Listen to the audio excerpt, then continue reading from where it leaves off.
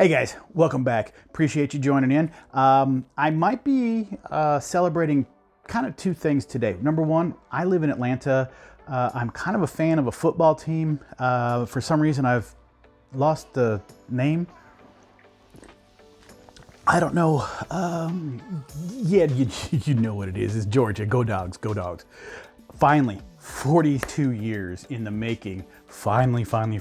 Now, with that, I'm also doing this video and I'm looking out these beautiful windows that I have. And again, Atlanta, Georgia area, snow. It's snowing. It's still snowing. It's been snowing since morning and it is like 3:30 in the afternoon and it's still snowing. Anyway, that's not why you came here, right? What you came here for, why? Is that basically this guy right here, the Elgato Stream Deck. It is really cool. Now the question is, but Ken, you don't stream. You're right, I don't stream at all. Not yet at least, but I don't stream now. And why would I buy this thing? Well, I'm gonna do a short video on just one facet of what you can use this for. I am going to cover not the aspect of streaming because I really don't know much about streaming, not yet at least. The main point that I want to express is that this guy, and this guy too, but this guy definitely has so many more features that you can use it for. You don't have to use it just for streaming. It works perfectly as any type of a macro function button activation type thingy. That's a technical term. Now, what will it do? You push a button, it opens something. As an example, you can open a website. You can open a folder. You can actually even create folders, which is really cool about this Stream Deck function is you can create folders within folders within folders, which means that you can set this thing up so that you have an infinite number of buttons. Open a folder, bunch of buttons to do certain things. Open another folder, bunch of buttons to do another set of things. But what I want to do quickly, hopefully, is get to this and show you one big thing that I do use it for, and it's for actually editing my videos. Let me show you that here. Final Cut Pro. It actually brings up my screen for all the functions that I like to use, and I am a big fan of the Matrix, so that's why you see these buttons running the way they do. Now, I don't have Final Cut Pro on either one of my screens, so if I go ahead and push the button, and there it is. Over here. So there it is right there. One of my last videos that I was running. One of the great functions that I use the buttons here for is, again, more shortcuts. If I want to use my operation shortcuts, my edits, my effects, I can punch those. I also have what's called a bounce color, which is really cool, is I can press this button and open it up, and over there, these are some of my effects that I don't actually load into Final Cut Pro, but are actually in a folder themselves that I can use and drag and drop.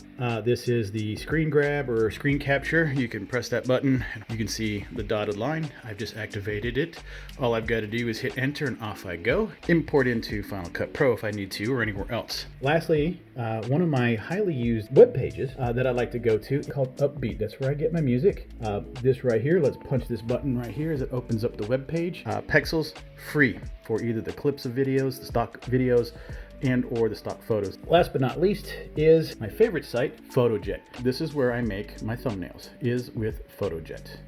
In addition to showing you that, I also wanted to show you one quick thing. I'm going to be doing a how do I access one of my hard drives here, but I'm going to show you how simple it is on this. I activated my Stream Deck site, and it basically shows the same pictures of the buttons that I have here are up on my screen, right? So now what I can do is, let's say I want to make this button here open up this hard drive here. So what you want to do is come down here and grab the open, drop it up into one of these button areas. You can see now over here I got a rocket ship. It looks just like that one. You see it over there. There it is. Now what we're going to do is we're going to title this hard drive maybe, right? So hard drive. You name it what you want, but maybe it's my hard drive that I go and I get my files from. Okay. Now you see that it's titled hard drive. That's if you want to.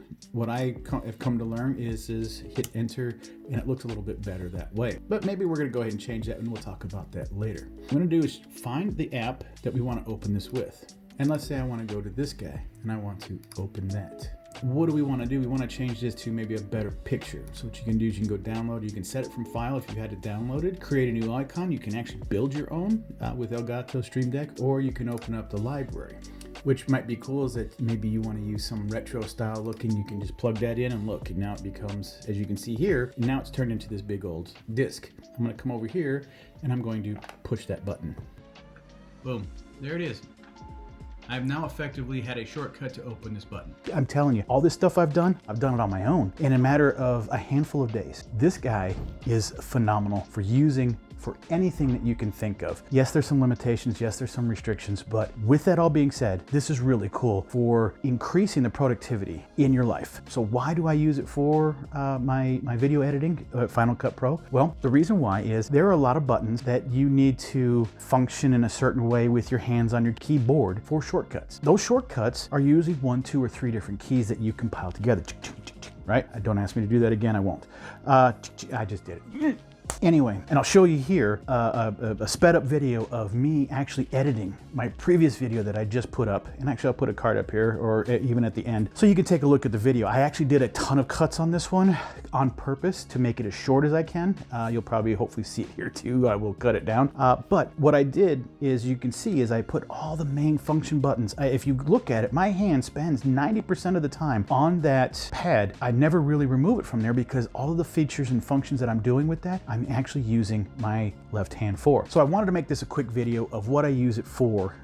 There's other videos out there on YouTube. We all know this. I'm probably not the first one you came to, but that people have talked about how you can use this for something else. And I wanted to show you how I use it for Final Cut Pro and how easily it was that I programmed it. There are more details on the programming aspect of it. And if this video does well, I think, or if you ask, I could and will make another video on how I actually made those buttons and programmed them and put them in and how I did certain key functions. But what I wanted to do was make this short enough for you to see that all this is a simple productivity tool that is intended for one other market, but you can use it for so many other. All right, if I haven't said that enough, I do really appreciate your time here. If you like this video, go do me a favor if you don't mind and hit that like button. If you're not subscribed, hit the subscribe button. Also, go ahead and ding that bell because it'll let you know when I make other videos like this. And of course, I appreciate your time and I hope you like this video. Let me know what your thoughts. Go ahead and throw it in the comments down below if you want to. And peace.